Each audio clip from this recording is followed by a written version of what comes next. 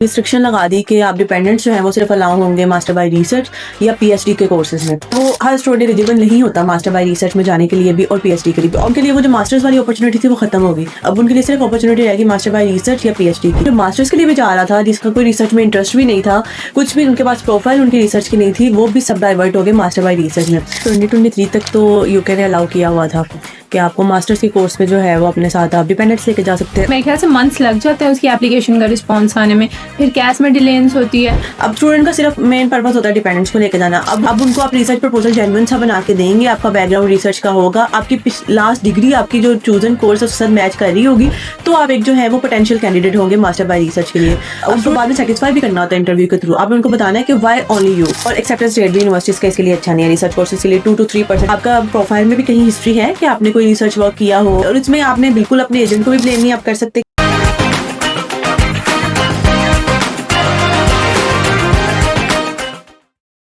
अस्सलाम वालेकुम everyone, welcome to students club studio.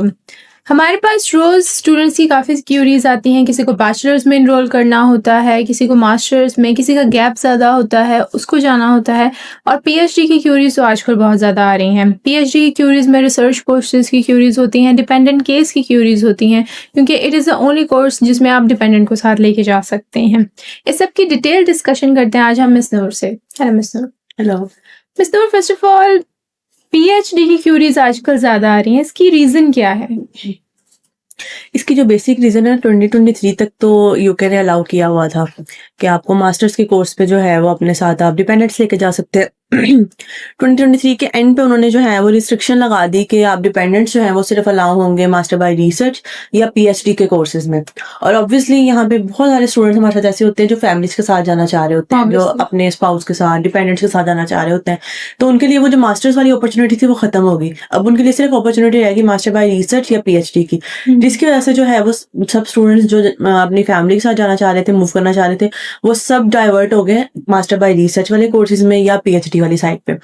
तो ये सिनेरियो हुआ, जिसकी वजह से इसमें अब बहुत ज्यादा कंसर्न है स्टूडेंट्स जाने के लिए। क्यूरीज भी, नंबर ऑफ स्टूडेंट्स की क्यूरीज जो है वो मास्टर बाय रिसर्च की आती हैं और पीएचडी की आती हैं, जबकि जो है वो हर स्टूडेंट एलिजिबल नहीं होता मास्टर बाय रिसर्च में जाने के लिए भी और पीएचडी के लिए भी। ऑब्वियसली वो रिसर्च बेस्ड कोर्सेज है, उनको रिसर्च प्रोफाइल भी अच्छी चाहिए ऑब्वियसली, और रिसर्चर्स चाहिए उनको।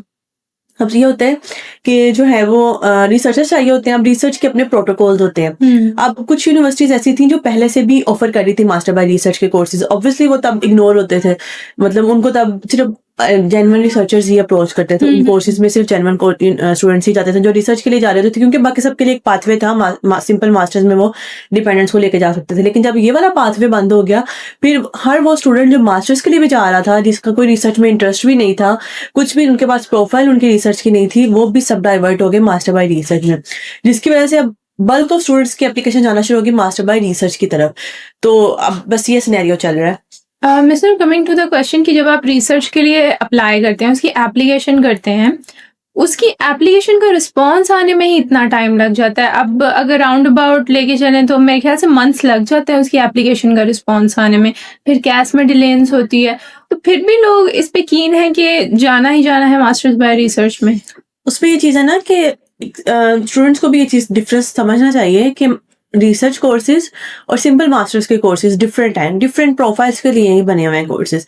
अब स्टूडेंट का सिर्फ मेन पर्पस होता है डिपेंडेंट्स को लेके जाना। अब वो इस चीज़ से, अब हमने उनको पहले से ही बात बताते हैं, क्योंकि कुछ यूनिवर्सिटीज हैं, एक या दो मैक्सिमम 3 यूनिवर्सिटीज होंगी जो पहले से भी रिसर्च कोर्सेज ऑफर करते हो जिसमें रिक्वायरमेंट नहीं है, मतलब कि आप रिसर्च प्रपोजल सबमिट करवाओ।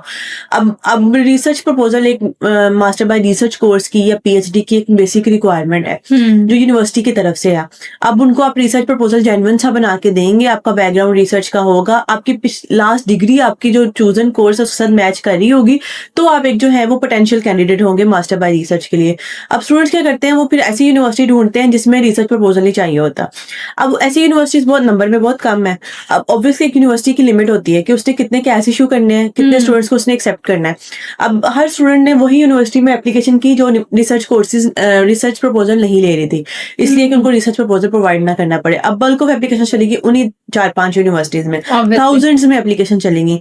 और ऑब्वियसली जब आपके पास 1000 में एप्लीकेशन चली जाती है, अपने थाउजेंड्स तो कैश नहीं देने, लिमिट होती है यूनिवर्सिटीज की। तो ये जैसे यूनिवर्सिटी ऑफ ग्लॉस्टरशायर की तरफ से लास्ट टाइम हुआ कि आपका इंटरव्यू भी क्लियर था, आपको अनकंडीशनल आया हुआ था, कुछ स्टूडेंट्स इनिशियल डिपॉजिट भी करवाए हुए थे, लेकिन यूनिवर्सिटी ने एट द एंड कहा कि आप जो है वो अपनी रिफंड करवा लें, अब नहीं है उनके पास कैश देने के लिए। तो ये चीज हो जाती है। अगर आपने वाकई जाना है और आप पोटेंशियली रिसर्च कोर्स में जाना चाह रहे हैं, फिर आप 2 से 3 यूनिवर्सिटीज में अप्लाई करें, अच्छा सा रिसर्च प्रपोजल बनवाएं, अपनी फील्ड से रिलेटेड में ही आप जाएं, उसके रिलेटेड ही आप रिसर्च प्रपोजल बनवाएं। और आप रिसर्च प्रपोजल को आपने उनको बाद में सेटिस्फाई भी करना होता है इंटरव्यू के थ्रू। आपने उनको बताना है कि व्हाई ओनली यू, क्योंकि रिसर्च की उनके पास लिमिट होती है जिसमें उन्होंने स्टूडेंट्स को रिसर्चर्स को लेना होता है, ठीक है, स्टूडेंट्स नहीं रिसर्चर्स को। अब आपने उनको ये प्रूव करना है कि आप पोटेंशियल रिसर्चर हैं, ठीक है, आप उनके लिए मतलब अच्छे रिसर्चर साबित होंगे, तो फिर आप जा सकते हैं। अदरवाइज आपका ये इसमें ये नहीं होता कि जैसे सिंपल मास्टर्स में है कि आपने इधर से एप्लीकेशन की, 2 दिन में आपका ऑफर लेटर आ गया, ऐसा नहीं होता। आपको मंथ्स तक वेट करना पड़ता है।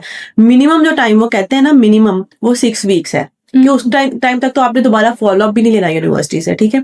और एक्सेप्टेंस रेट भी यूनिवर्सिटीज का इसके लिए अच्छा नहीं है, रिसर्च कोर्सेज के लिए 2 to 3% है। जैसे यूनिवर्सिटी ऑफ लिंकन की अगर हम बात रिसर्च करते हैं, प्रपोजल होने के बावजूद भी ऑब्वियसली जैसे यूनिवर्सिटी ऑफ लिंकन है, रिसर्च प्रपोजल रिक्वायर करती है, लेकिन इसमें जो है वो सिर्फ 2 to 3% एक्सेप्टेंस रेट है रिसर्च कोर्सेज में।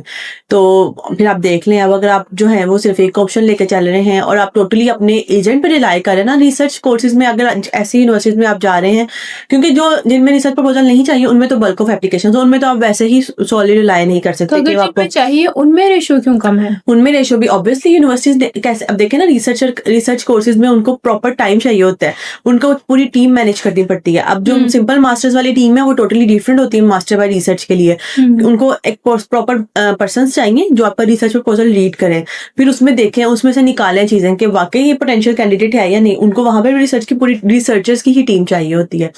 तो ये चीज हो जाती है कि आपकी रिसर्चर्स की टीम उनके पास उस तरह से नहीं होती। ऑब्वियसली एकदम से ये हुआ है, इतनी ज्यादा एप्लीकेशन भी एकदम से आना शुरू हुई हैं, यूनिवर्सिटी इसके लिए रेडी नहीं थी, और रेडी हो भी जाए तो ऑब्वियसली ये टाइम टेकिंग प्रोसेस है, क्योंकि अब उन्होंने आपका रिसर्च प्रपोजल पूरा रीड करना है, फिर उसमें से उन्होंने पोटेंशियल कैंडिडेट्स को निकाला, फिर आपकी पूरी ओवरऑल प्रोफाइल देखनी है। ये नहीं कि सिर्फ रिसर्च प्रपोजल पे रिलाई करना है, आपकी प्रोफाइल भी देखनी है कि आपका प्रोफाइल में भी कहीं हिस्ट्री है कि आपने कोई रिसर्च वर्क किया हो, या आप ऐसी फील्ड से हैं कि जिसमें रिसर्च रिलेटेड कोई काम हुआ हो। और ऑब्वियसली एक हेल्थ केयर का बंदा उठ के मैनेजमेंट वाले रिसर्च कोर्स में जा रहा है तो उनको भी नजर आ रहा है कि अगर उनके पास 10 एप्लीकेशन है, उसमें से आपने चाहे जितना मर्जी अच्छा रिसर्च प्रपोजल दिया हुआ है, लेकिन आपका बैकग्राउंड और आपका चूजन कोर्स आपको इस चीज को जस्टिफाई नहीं कर रहा, और एक साथ कंपैरेटिव में एक ऐसा स्टूडेंट है जिसकी प्रोफाइल भी अच्छी है, लाइक कंपैरेटिव भी है, रिसर्च प्रपोजल भी अच्छा है, तो वो एक पोटेंशियल कैंडिडेट है उनके लिए। हाँ, तो ये चीज हो जाती है। आपने अपने और research courses mostly social sciences के या इस तरह के जो फील्ड है उनके नहीं होते, कम यूनिवर्सिटीज ऑफर करती है, मोस्टली बिजनेस रिलेटेड या IT रिलेटेड कोर्सेज के ही ऑफर हो रहे होते हैं।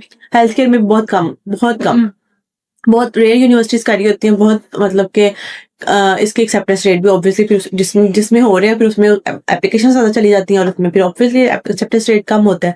तो ये है कि अगर आपने वाकई ही आप जेन्युइनली जाना और इसमें आपने बिल्कुल अपने एजेंट को भी ब्लेम नहीं आप कर सकते, क्योंकि इसमें आपका टाइम लगता ही इतना है, 6 वीक्स मिनिमम है, आपके 2 to 3 मंथ्स भी लग सकते हैं। उसमें भी आपको कोई गारंटी नहीं है कि यूनिवर्सिटी आपको एंड पे कैश इशू कर देगी, ठीक है।